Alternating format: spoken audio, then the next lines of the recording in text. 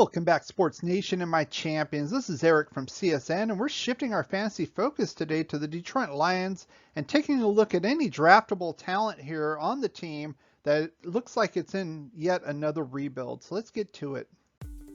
On the offensive side, we're going to start at quarterback, and that's going to be Jared Goff. Now, obviously, he was traded here in a deal to swap quarterbacks with Matt Stafford and some draft picks. Now, he ended up as quarterback 19 last year with the Rams. And he's basically not even getting drafted, if not very late. They have him in ESPN as QB 97. It's one of those kind of crazy things I talked about in previous videos.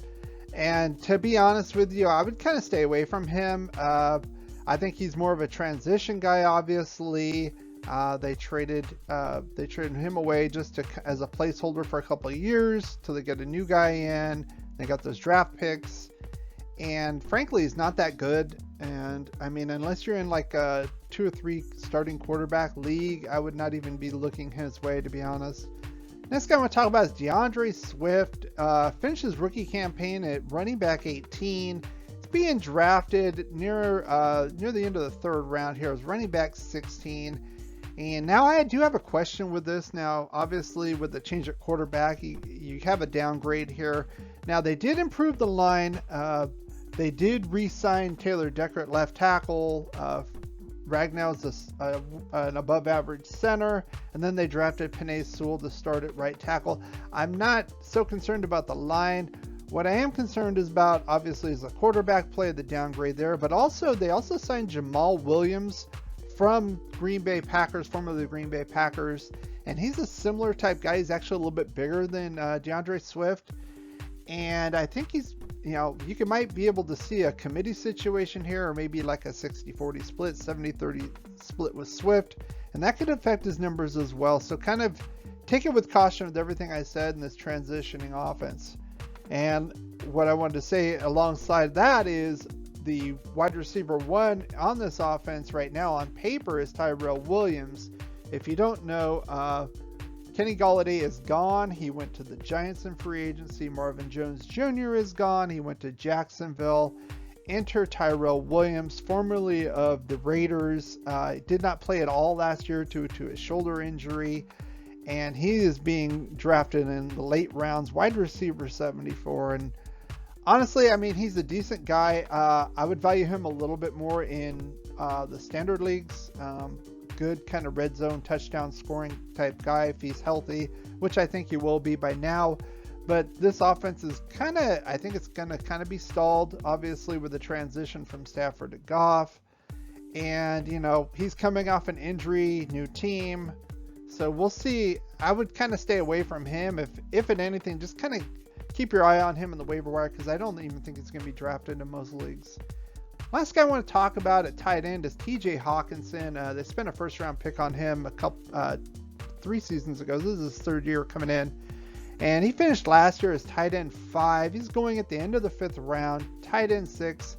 And frankly, I think this is great value, and I have a couple reasons why. First of all, I did a video on tight end targets who I think could play with the top 3 here. And especially if you're in standard scoring, I think Hawkinson could actually challenge for that number 1 spot next year. And this is why I think he's a stud. I think he made that jump from year 1 to year 2, and I think he's going to continue to progress. But also Jared Goff really kind of favored, I mean, he threw to the wide receivers as well, Woods and Kupp, but he favored his tight ends as well. Higbee and Everett basically kind of split duties as starting tight end, and combined they had over 900 yards, 6 touchdowns. That would have put him at tight end 3. Hawkinson's backup is Darren Fells. I'm not seeing that as much of a threat, to his top status as tight end 1. So I would draft him with confidence here at the end of the 5th round for a guy that could possibly, especially in standard leagues, put up Kelsey type numbers.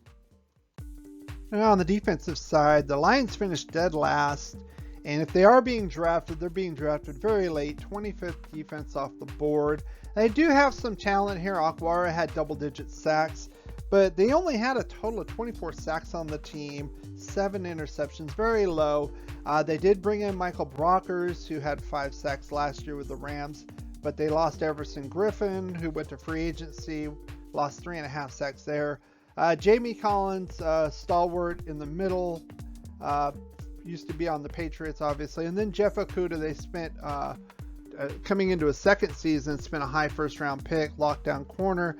But frankly, especially if you're in a 12-team league, there's no true value here.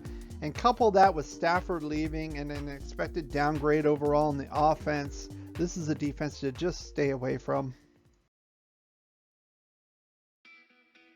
If you did enjoy this video, why not give it a thumbs up, like, share, and subscribe. Put your comments in the section below. I read every single comment and I respond to just about every single comment as well. If you want to catch up to our 31 and 31 video series, click on these links right here. Thanks for watching and supporting this channel, and as always, play like a champion.